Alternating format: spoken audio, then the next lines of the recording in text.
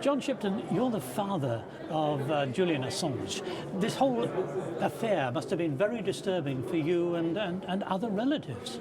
Well, it's distressing for the entire family. Julian doesn't get opportunity to see his children, or his mother or father have to travel from Australia to visit. His sister has seen him once in 10 years.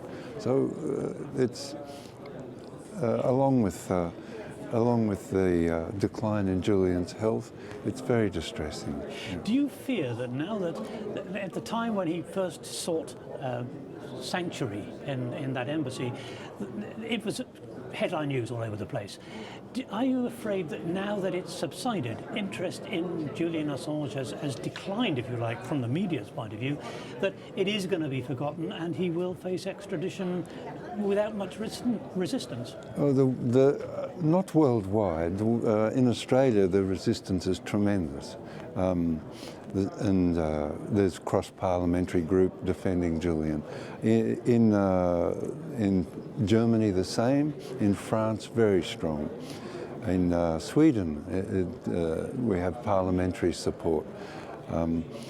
But in the UK, the smearing and calumnies issued against Julian by the media over the last 10 years have been continuous. So rebuilding support in the United Kingdom is a real job ahead of us. I mean, the whole issue, of course, he's not just accused of releasing privileged information, but also that he had committed 2 acts of rape. That must be a very difficult thing for the family to deal with as well. Well, the allegations of rape and actually, better to say, sexual misdemeanour, were fabrications of the prosecutor, Marianne Nye. The chief prosecutor of Stockholm dismissed the allegations and said that there were no offences to investigate. The persecution of Julian is entirely political. The United Nations Working Group on Arbitrary Detention released 2 reports verifying that and saying that Julian ought to be released immediately, to allowed to travel over the United Kingdom land, and for Sweden and the United Kingdom to pay compensation. Equally, Nils Melzer, the United Nations rapporteur on torture,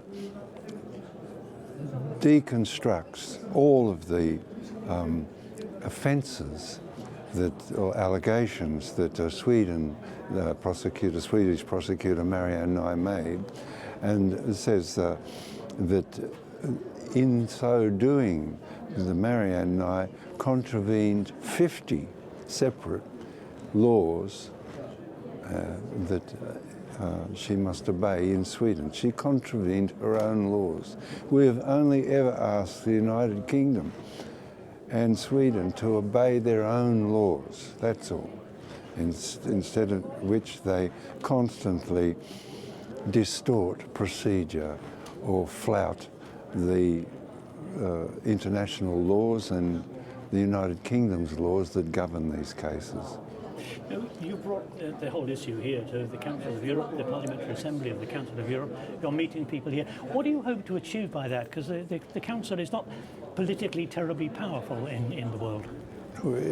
It's influential, but not powerful. Yeah, the influence of the Council of Europe is something that we can do with. And also you gather support where you can find it and form it into a force. And the point of that force will be the European force, will be the observers that attend the trial. Officials from all over Europe attend the trial and report back to their governments and parliaments. This is considerable power that the Council of Europe actually has. And of course, even after Brexit, Britain remains a member of the Council of Europe. Yes. And is that important? I think so. I think so. It may sound not so important, but after the United Kingdom, after leaving the EU, the European Economic Community, faces a problem that it must negotiate with as an equal must negotiate as an equal partner with its partners in Europe.